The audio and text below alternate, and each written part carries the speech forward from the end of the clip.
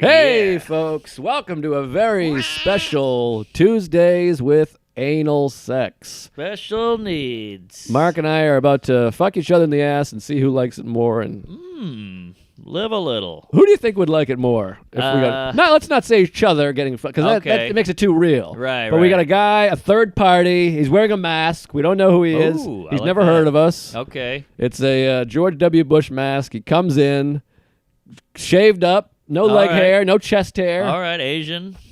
You want to be Asian? It can be Asian. Let's start with an Asian because I feel like the dong is a easier insertion, Right. and they're more feminine-y. Okay, medium cock, regular cock, medium to small cock, Okay. shaved up. Maybe he's got lipstick. Oh, he's wearing a mask. Yeah, but I can put lipstick on the mask. He's he's gonna fuck us both in the ass, 3 minutes apiece.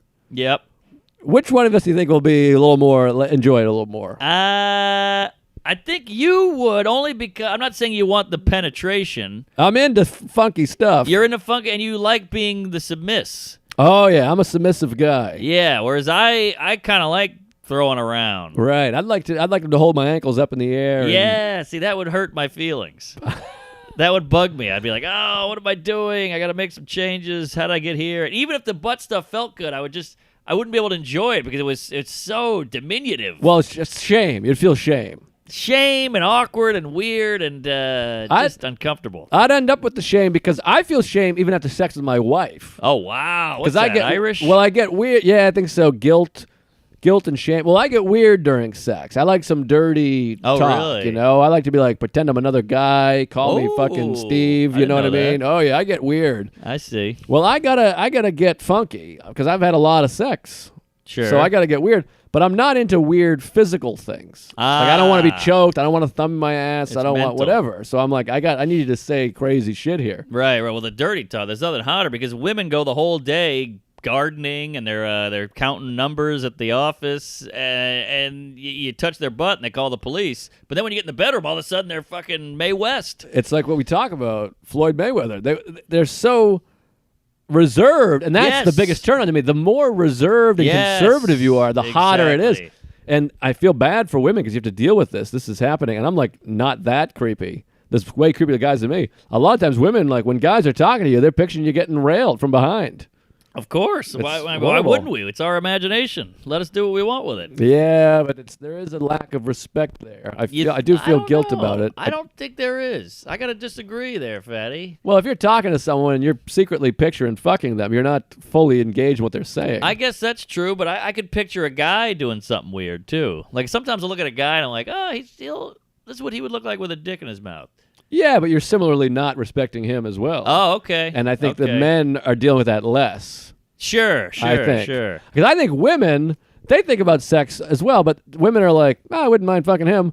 Anyways, nice to meet you. Right. Where we're like, right. yeah, you just fucking took your ponytail off. I'm coming on your tits right now. And then she's like, so what do you think? And I'm like, what? Yeah. Oh, shit. Yeah, sorry. yeah. I was picturing you tied up and fucking Well, getting here's the a sandwich made on you. If you can picture a woman banging and have complete respect, is that possible?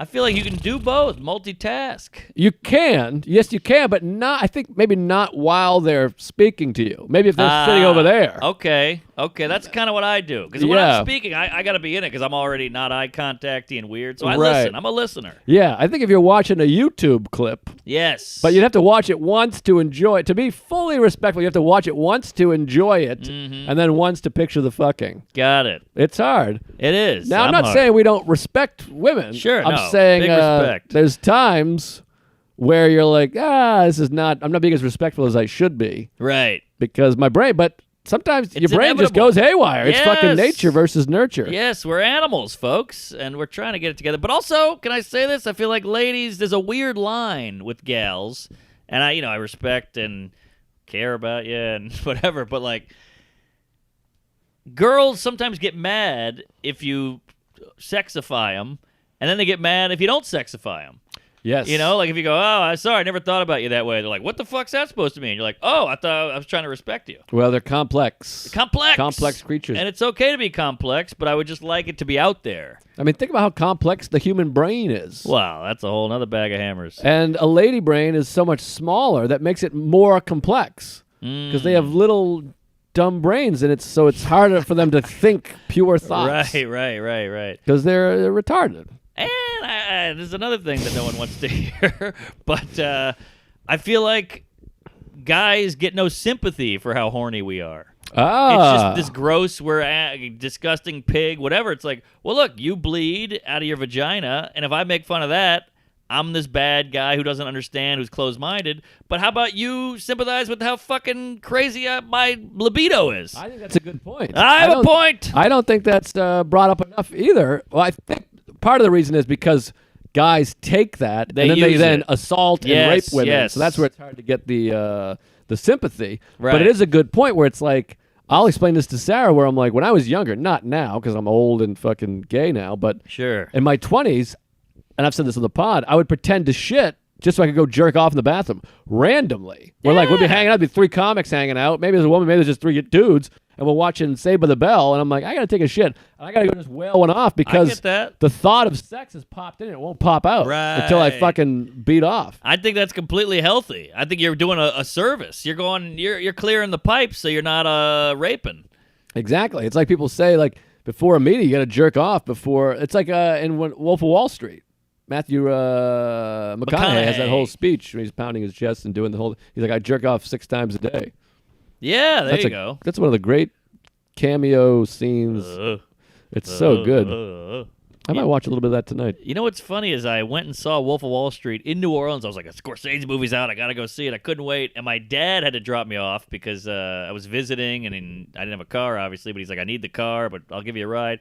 So he's the slowest driver. He drives like an old fat lady. Mm-hmm. And I missed the beginning, but I was like, I probably missed like 2 minutes of previews or setup. And I missed that scene. Oh, that's tough. I see the whole movie, and it was like, oh, this is crazy. The midget, everything else, the whores, Margot Robbie's naked. I was like, this is great. And then everybody I talked to, I was like, I saw Wolf of Wall Street. Like, how about that McConaughey? I'm like, huh?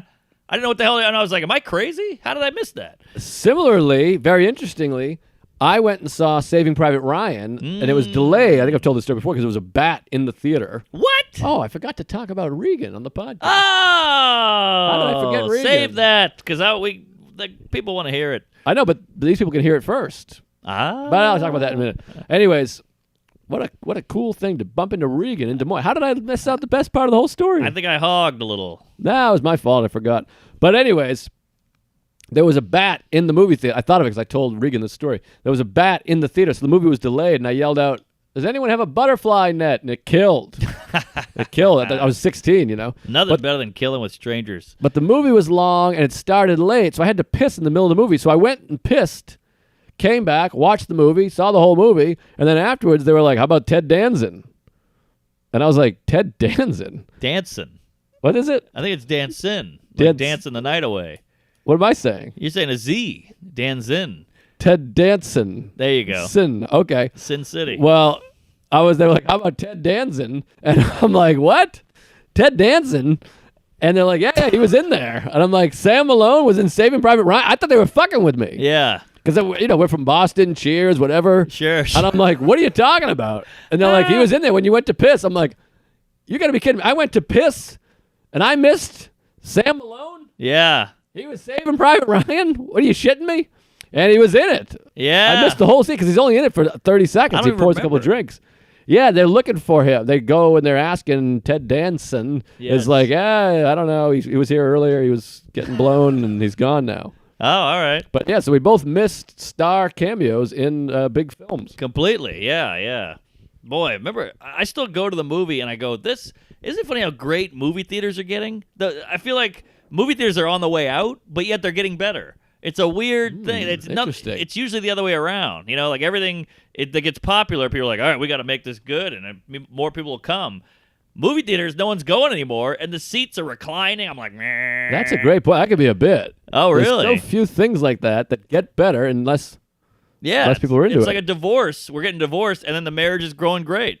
I mean, it's a bad analogy, but you see what I'm saying. Sex. You get older, and you're not as into it, but the ladies get more horny. Yeah, there you go. We're doing a bit, folks. We're writing. But yeah, the movie theaters, it's like, obviously the money is going up because their tickets are $800 now. But yeah, like other places that are booming, still suck. I guess because they're like, hey, we don't need to improve. Right. You know, like the post office still sucks. Yes. Well, that's a bad analogy. People are using that less, and it sucks. Aha. That makes sense. Okay. The movie thing, you got something with that movie. Maybe I got something you there. got a couple things in this episode. I'm better on this than the other one. You might have to listen back to this to get some bits. Oh, yeah, maybe.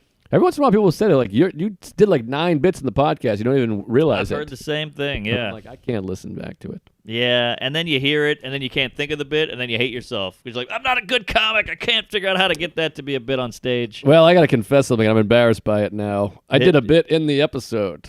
Oh, yeah? The thing with the lady spraining her ankle and winning the scratch ticket. The heroes at the football game. Oh, that's good. That's a bit, right? Oh, now I'm worried because I stepped on it a little bit. Well, it gets weird because then you do it on the podcast, so then you do it on stage. All the fans of the podcast are like, I remember this one. Yeah, but I think it's dangerous to do. They but feel cool because they were on the inside floor. Yes, inside track, inside floor, inside asshole. Inside job. Well, hey, job. we got to kind of wrap it up here. Jeez, because that it's flew. Big Seinfeld night, and I got to get home and eat something before I go to the hockey game. Yeah, all right. Well, wait, I wanted to say one thing about the bit thing, and then I lost it. Shit. Oh, I'm getting a lot of gays coming out, and it's bittersweet because they're doing this one. Like, you have a pregnant pause that you want to throw a nice abortion in, and then somebody in the pause goes, talk about the moped. I know. You're like, come on, Chooch. I'm trying to cook something here. I get a lot of silent re. I do a reflex bit, and they're like, oh, yeah, silent re. Right. And I'm like, okay, thank you. Yeah, but the people care. It's nice. It's bittersweet because you're like, hey, I like that you like it, but I'm also working on something here. It's nice, but they're hard to please, these fans.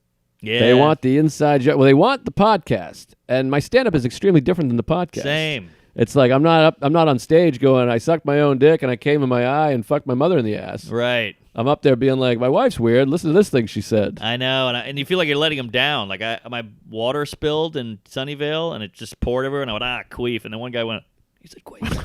I'm like, oh, come on. What about the 6 months of chunk I just did that was like, had a callback and a through line and a punchline every 2 seconds, but the queef you liked. Well, vice versa, too. And vice versa is even worse because I got old ladies coming to see me in Tampa. They're like, we love you. You're so good. Every time we see you, we try to listen to your podcast, and my husband died because it was so crazy. Like, you got people that listen to me do relationship jokes and talk about, yoga. Then they come try to listen to the podcast. I've had a bunch of people be like, I tried to listen to the pod. I couldn't do it. Oh, wow. That stings a little. Yeah. But I get it. It's its own anal. It's a whole different bag of jizz. Yeah, I think some people, they're like, you come off sexy. You're like, well, we're kidding. And they're like, I know you're kidding, but it's just too much because I got, They got their own shit. They got diddled when they were 9 or whatever. Right, if they're lucky. But anyways, there's more and more people on the Patreon, and we're going to keep putting more and more bonuses up. So tell some friends, tell some gays, and that's the best thing you can do for the show. I always say it. Tell a couple friends that are into irreverent humor and say, you got to check out this show. Yeah, here. I'm with you. Our albums. Spread our albums. We're not just podcasters here. Yeah, we're comics, and we're decent comics. We're on the road every goddamn week. Yeah, we're comics first. So go check out the comedy. Tell a friend, and thanks for giving us your money. We appreciate it. Yeah, and, come out and see us in New York. We're all over New York. We're at the Cellar, we're at the Stand, we're at New York Comedy Club. Come see us. Peace. Take it easy. Queef.